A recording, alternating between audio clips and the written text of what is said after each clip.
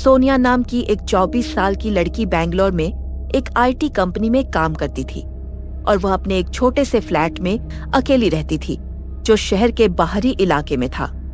और उसका फ्लैट एक पुरानी इमारत की तीसरी मंजिल पर था जहां सिर्फ 6 फ्लैट थे और बाकी सब खाली पड़े थे क्योंकि इमारत पुरानी थी और मालिक इसे तोड़कर नया बनाना चाहता था।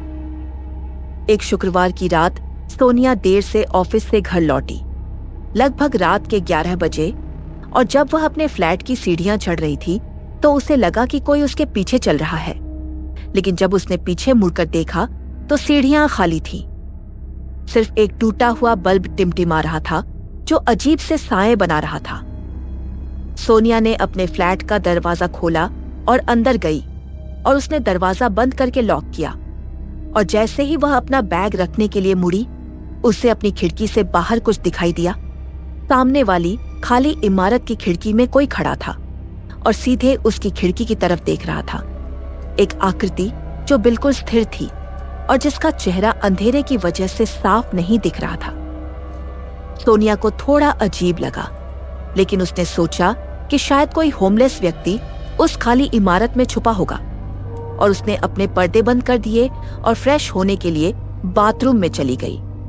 लेकिन जब वह बाथरूम में थी तो उसे अपने लिविंग रूम से एक आवाज आई, एक खरोंचने की आवाज, जैसे कोई दरवाजे पर नाखून घिस रहा हो।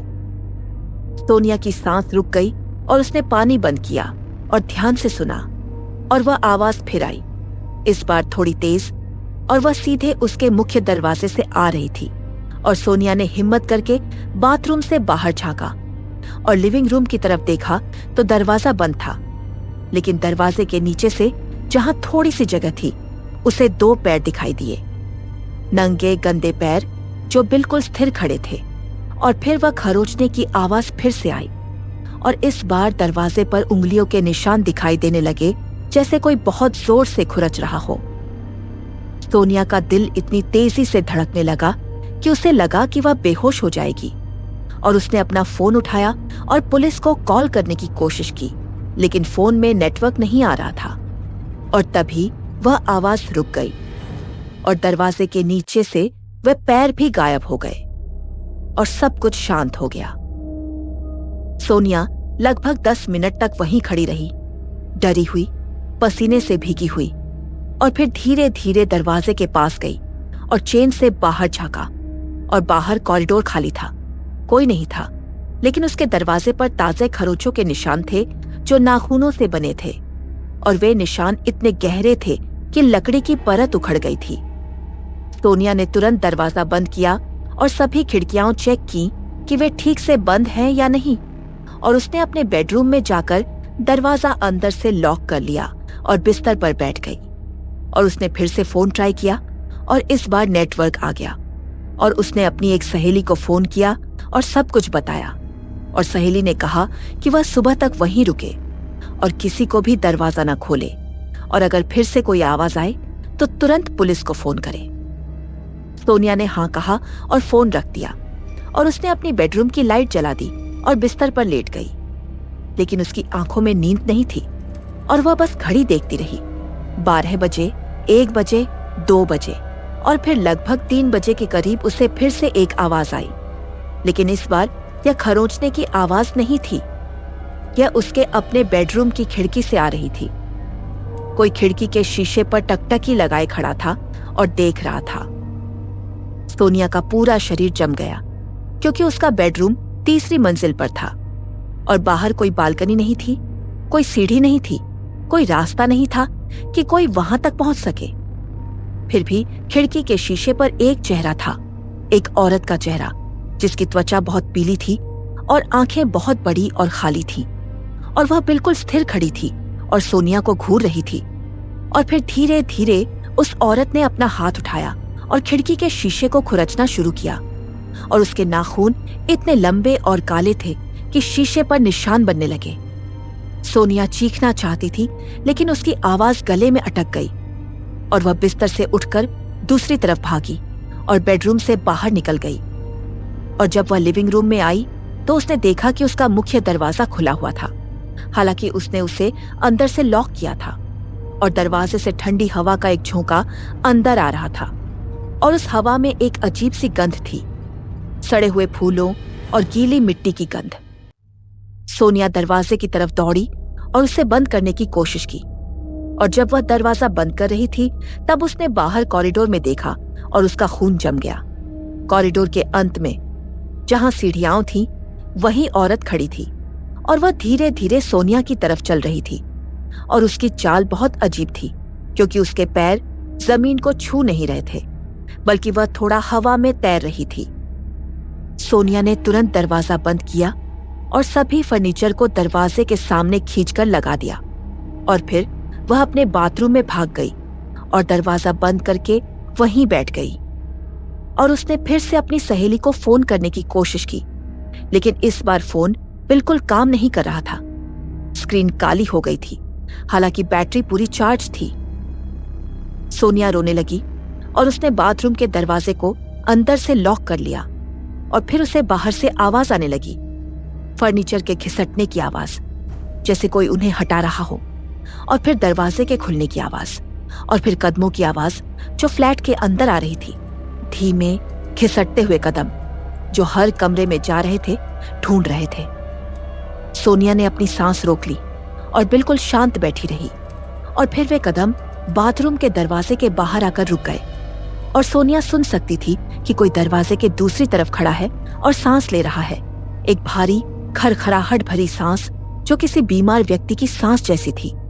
और फिर अचानक दरवाजे पर एक जोरदार धक्का लगा, और फिर दूसरा और तीसरा, और दरवाजा हिलने लगा, और सोनिया को लगा कि वह टूट जाएगा, लेकिन तभी अचानक सब कुछ रुक गया। कदमों की आवाज, सांस लेने की आवाज, धक्के, सब कुछ, और बाहर पूरा सन्नाटा छा गया। सोनिया लगभग आधे घंटे तक वहीं बैठी रही, डरी हुई, और फिर धीरे धीरे उसने दरवाजे की ओर कान लगाया और सुनने की कोशिश की, और बाहर कोई आवाज नहीं थी। और उसने बहुत धीरे से दरवाजा खोला, सिर्फ एक छोटी सी दरार, और बाहर झांका, और उसका फ्लैट खाली था, कोई नहीं था। लेकिन फ्लैट की हालत भयानक थी। सारा फर्नीचर बिखरा हुआ था, दीवारों पर खरोंचों के निशान थे, और फर्श पर गीले पैरों के निशान थे जो हर कमरे में गए थे और फिर मुख्य दरवाजे से बाहर चले गए थे। सोनिया बाहर आई और उसने देखा कि उसके बेडरूम की खिड़की टूटी हुई थी, शीशे के टुकड़े फर्श पर बिखरे हुए थे, और खिड़की के फ्रेम पर खून के धब्बे थे, और पर्दे फटे हुए थे जैसे किसी ने उन्हें नोचा हो। सोनिया तुरंत अपना बैग उठाकर फ्लैट से बाहर भागी, और वह सीढ़ियों से नीचे उतरी और इमारत से बाहर आई। और जब वह बाहर सड़क पर आई तो सुबह होने लगी थी। आसमान हल्का गुलाबी हो रहा था, और सड़क पर कुछ लोग दिखाई देने लगे थे, और सोनिया को थोड़ी राहत मिली। उसने एक ऑटो पकड़ी और अपनी सहेली के घर चली गई, और जब उसने सहेली को सब कुछ बताया तो सहेली ने कहा कि वह उस फ्लैट में वापस न जाए और तुरंत दूसरी जगह शिफ्ट हो जाए। लेकिन सोनिया के मन में एक सवाल था कि वह औरत कौन थी और वह क्या चाहती थी। 2 दिन बाद जब सोनिया अपना सामान लेने के लिए फ्लैट गई तो उसने इमारत के चौकीदार से बात की और उससे पूछा कि क्या उस इमारत में कभी कोई घटना हुई थी, और चौकीदार ने सिर हिलाया और बताया कि 3 साल पहले उसी फ्लैट में एक औरत रहती थी जो अकेली थी, और एक रात वह अपनी बालकनी से गिर गई थी और मर गई थी, और पुलिस ने कहा था कि यह एक्सीडेंट था।